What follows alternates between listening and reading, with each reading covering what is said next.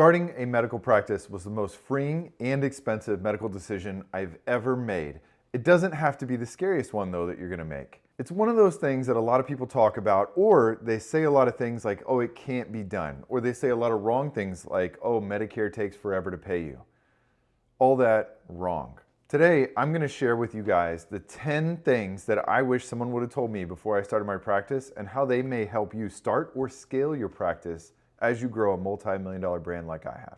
Here we go. Let's get into it. All right, for those of you guys that are new to the channel, my name is Brad. I own a multi-million-dollar private practice. All right, the 10 things that people talk about. Number one, you're not going to see profits right away. All right, if you're getting into this and you've got so many financial obligations that you cannot go 1 month, 2 months, 3 months without a paycheck, essentially, if you're living paycheck to paycheck, this is not the time for you to start a business. There are few things riskier than starting a business. I mean, you're putting your whole financial everything into this. And even when you sign a lease, a lot of times you're signing a personal guarantee for that lease. So the very first one is that it takes a while to make a profit. Now, how long is it going to take to make a profit? Well, it took about 3 months for me to make a profit. But keep in mind, that's a little bit skewed because Aetna clawed back like 30 grand worth of claims for me. So if that wasn't the case, I actually would have been profitable like 6 weeks in. But you need to set aside 6 months of payroll, rent, other liabilities if you're going to start this. If you're living paycheck to paycheck and got a ton of debt, not the time to start a practice. You need your financials in well standing, and you need to have that set aside so that you're not freaking out about the growth of your practice. The profits will come, but they take some time. Now, they don't take as long as you think. Whenever I started the practice, some people were telling me, oh, it takes 6 months for Medicare to pay. Nah, pays us as quick as 3 days sometimes. I just credentialed a new doc that we hired for North Austin, credentialed him with Medicare in 3 days. All right, point number 2, though, is that credentialing with insurance companies, commercial insurance companies, can take so much longer than you think. Medicare goes real fast. I mean, you're looking at 30 days or less, and they backdate to when you applied to credential. If you want to credential a new location, guess what? You got to have an actual space. They no longer credential PO boxes. So for commercial insurances, you got to have a space lined up or you can sublease from someone else. And I had no idea that there was a difference between credentialing and contracting. For example, you got to have both signatures on the page before you start. And then there are some dirty deals that some of these insurance companies will do. For example, Aetna, you're the worst. A lot of times they'll say, oh, we have a market rate for your area. We're going to pay you 100% of our market rate for your area. And they will not tell you what that market rate is until you sign the damn papers. It's dirty. A lot of times it's way under Medicare, but it is what it is. Contracting and credentialing with insurance companies, minimum 90 days. A lot of times you can get some of them done a little bit faster, but think in your mind it's going to take at least 90 days. Realistically, it's going to take more like 4 months. All right, the next one, number 3, your medical record is going to probably make or break you. Think about what your long-term vision is and think really carefully about which medical record you choose. If you're going to go DPC, if you're going to go concierge, pick a medical record that's set up for those monthly reminders on billing and a billing platform built in so you know how to bill them and when to turn off their account. If you're going to scale like me, I picked Practice Fusion as my first EMR. It's a fine medical record, but it's not built for huge practices or even medium-sized practices because they've built all the reputation management. They've built all the software in there. It is going to benefit you by going with one of those. Now, just know that some EMRs are very expensive. Epic, they won't talk to you unless you have at least 50 providers. That is the slowest they will go unless you buy it through someone else. But even Athena, they charge maybe 6 to 9% of your gross. That is insane. Average physician is bringing in between $50,000 and $90,000 a month. 9% of that? Oh my God, that is so expensive. I pay $600 a month for AdvanceMD. Is it perfect? Hell no. I hate many things about AdvanceMD, but you can find a better option for a lot cheaper. And you need to think about what are the important things that you absolutely need in your medical record. Because I'll tell you what, when I switched from Practice Fusion to AdvanceMD, what a nightmare. Nothing crossed over. They wanted like 50 grand to switch over all my records. It was awful. Think long and hard. Number 4. Hire slow and fire fast. I will tell you, this goes for even physicians in our practice. We just hired a disaster of a physician at one of our locations last year. And looking back, knowing what I know now, they have nothing but negative, like 1-star reviews. Everything is how awful this physician is. They are a great clinician in terms of they're not practicing bad medicine, but their bedside manner is atrocious and it turns patients off. And knowing what I know now, I would honestly terminate them, and I'd rather put a PA or NP in there until we could replace them with a physician if we can't get a physician right away. But a bad hire, whether it be front desk, biller, hell, follow one of my videos, which I'll link below, about how a biller almost bankrupted my practice. You gotta have amazing talent in every position, and if you don't, it's gonna make your life absolutely miserable. I spent so many hours on the business of medicine. I practiced 40 hours of medicine, then 40 hours of the business of medicine, until I had amazing talent in each one of those positions. Once I had amazing talent in each one of those positions, cool, I could offload it, that's your job. And again, to keep profits coming in, I really did as much as I could myself in the very beginning. But if someone's not doing the job, you need to tell them how to improve, put them on a performance improvement plan, and if they don't meet that in the next 4 to 6 weeks, time to go, time to fire them.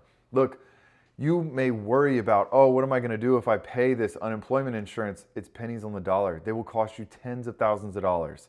Pay the unemployment insurance, move on, fire them. If you're in a state like California where it's very difficult to fire compared to like Texas where you can fire for whatever reason, document 3 screw-ups, file that with the state and move on. All right, number 5, you're gonna be much more of a CEO than you are gonna be a clinician in the very beginning.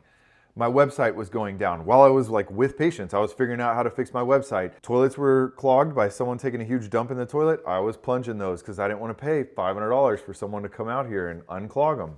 I know it sounds absolutely ridiculous, but in the very beginning, I did everything. I built my website.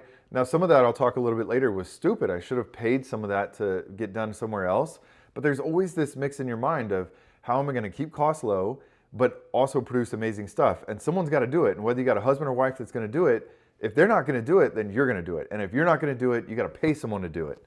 And that comes out of your bottom line and profits, which take even longer the more people you're paying. The next one, number 6, is that patients do not just show up. Oh my God, I ranted about it in so many videos. I was atrocious at marketing in the very beginning, and now I have flipped. I feel like I am amazing at marketing and doing Google ads for my clinic. Now, there's still lots of improvement I could do in terms of like Instagram ads and natural organic posts. That will come as we grow, as I hire someone who's truly dedicated to marketing. But in the very beginning, I just basically shaked hands as a politician. Hi, my name is Brad, a primary care doc around the corner. We take every insurance, send them my way, be happy to see them. And then I just sat there waiting. When are they gonna show up? I didn't even have my name or any logo on the door of the building or anywhere where I was practicing. That was so stupid. I could have grown so much faster just by doing Facebook ads, Instagram ads, by doing Google ads. You've got to market the hell out of yourself, both cheaply, meaning going door to door and knocking, but you got to go direct to consumer, direct to patient. You got to advertise and learn how to do it. And if you don't know how to do it, reach out to me. I'll help you. All right, number 7 is insurance negotiations. If you're a specialist, you actually are going to have some success negotiating insurance rates, but it is, think of the most toxic relationship you could ever have. Basically constantly putting them down about how terrible they are, and then coming back around and basically being like, baby, I need you. That's what it's like to negotiate with insurance companies. You got to basically make them feel like they are the most worthless human being possible. And in the back of your mind, say like, yeah, actually it would be kind of nice if we stick together. I only say this because I married a marriage and family therapist, but every time I think about my negotiations with like United Healthcare right now, I am constantly putting them down about how atrocious and awful they are. But then behind the scenes, I'm like, yeah, if they paid us a little better, I'd be happy to work with them. And right now, they're basically refusing to negotiate with us. And then finally, when I'm like, all right, send me the termination paperwork, they're like, whoa, whoa, whoa, let's talk, let's talk. So it just feels like the most dysfunctional relationship. But the key is you got to be willing to walk.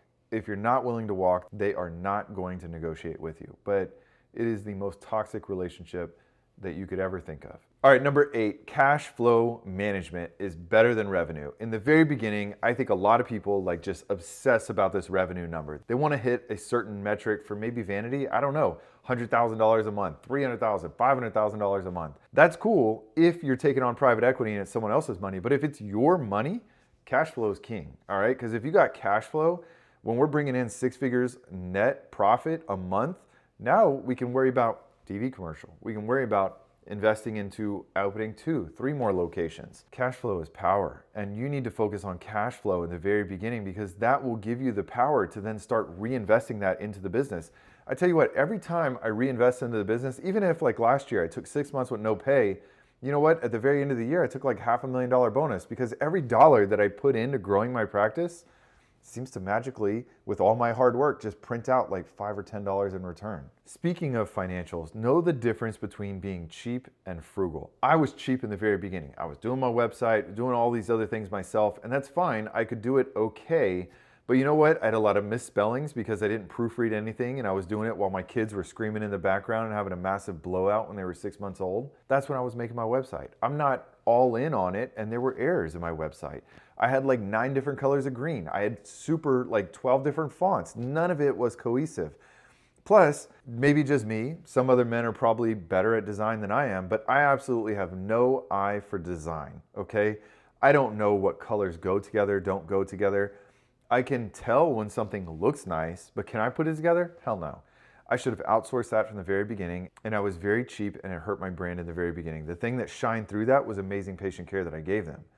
But I think it would have been so much easier in the beginning if I just wouldn't have done all that myself and just have been like, sure, I'll pay $3,000 to have someone else build my website. Totally worth it. It would have been so worth it. All right, and then the final thing, number 10, is that owning your own practice or business is the absolute ultimate freedom. It's a hell of a lot of work to get to this point. I can't tell you how many 100-hour weeks I had for the first couple of years just grinding the hell out of it to make this business a success. And the huge financial losses along the way, about Aetna clawing back that $30,000, about the physician that we hired that I will post in the future that is leaving soon that was just an absolute financial disaster for us. I mean, you are going to lose hundreds of thousands of dollars on bad business ventures. But as long as you can minimize those losses and create bigger returns, like I said, every dollar I put into this machine of running this business sometimes prints out 10 in return. It's amazing. It's gotten to the point where I took 2.5 weeks off last month, didn't see a single drop in income for me personally, and that's beautiful. I wasn't there, I delegate to others, and now it's gotten to the point where I just basically see patients 2 days a week, and I'm focused on my podcast and vlog. I'm now focused on growing the practice. I'm trying to open 2 new locations. Owning a practice can be the ultimate financial freedom. Whenever I was doing locums, and there's nothing necessarily wrong with locums, but you're still trading your time for money. Whenever I would drive down to Corpus Christi and do locums down there, yeah, they paid me great, but it was 4 hours of unpaid time. I was away from my wife and kids. I was staying in some hotel I didn't like. It got old really fast, and it gets very lonely being in those hotels. And now I'm out doing vacation. I went to Disney with my family, made the same amount of money on vacation while I was gone. Didn't matter if I was practicing or not. And there's something so beautiful about that. Those are the top 10 lessons that I wanted to share with you guys. I have a new podcast out. I'll link it down below. And I consult with a lot of you guys about starting or growing a practice. So if you want to consult with me, I'll leave a link below. Thank you so much for all the kind words and following along. I'll see you guys next week. See you on the next one.